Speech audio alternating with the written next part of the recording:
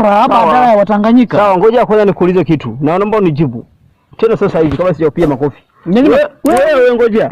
Kule kwenu, sisi Kigoma hapa kwetu tuna mawese, alafu pia tuna mbuga za wanyama.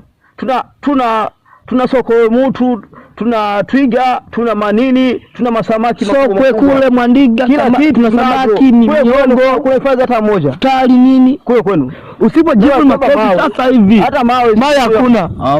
Sawa. Usipojibu ni makofi. Kule kuna vinini? Nimechogundua kitu kimoja.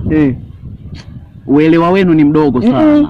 Kwa sababu mimi ninachojaribu kuwaelekeza ninapigania uhuru wa Tanganyika. Sawa mimi ninapigania uhuru wa Tanganyika. Mpaka hivi leo tunavyoongea Tanganyika haiko huru, ila iliyoko huru ni bara. Sasa swali ni moja mpaka kufikia hapo. Hiyo bara waelewa ni nini? Je, kuna nchi inaitwa bara? Na kwa nini ujiite mbara? Haiti bara bana. Tunaitwa Tanganyika. Kwa nini ukija kwetu Tanganyika? Inaitwa Tanganyika haiti bara. Amini. Hiyo bara ni ya kwako. Yako. Tanganyika. Si Tanganyika. Tanganyika. Na nimetoka kunywa maji Tanganyika. Sio na dumu hapa. Mwili hapa. Wewe jamaa binti wewe. Kwa kuwa hilo malitambua na malijua. Hakuna. Mimi nilipenda kuwashauri kitu kimoja.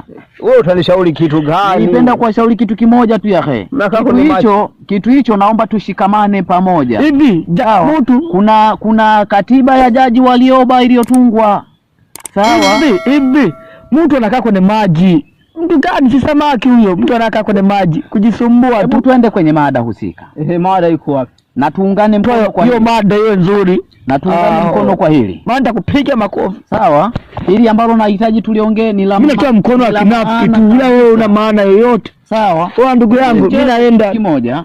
Nenda kule. Okay. Unaweza ukaondoka ukiona halina maana. Lakini wazo langu ni moja. Hitimisho langu ni kwamba Tanzania sio nchi. Tanzania ni jina la muungano. Tanzania ni jina la muungano, ila nchi ziko mbili. Kuna nchi ya Zanzibar na nchi ya Tanganyika. Na ndio maana mimi leo Mzanzibari ninapokuwa nimetoka Zanzibar nikaja huku kwenu Tanganyika najiita Mzanzibari. Ila kinachonitilia mashaka ni pale Mtanganyika anapotoka Tanganyika na kuja kwetu anajiita Mbara. Nilichokuwa naomba shauri serikali ni kwamba pawe na Tanganyika na Zanzibar. Nikiwa nina maana moja. Mtanganyika yuko ndani ya nchi ya Tanganyika. Mzanzibar yuko ndani ya nchi ya Zanzibar.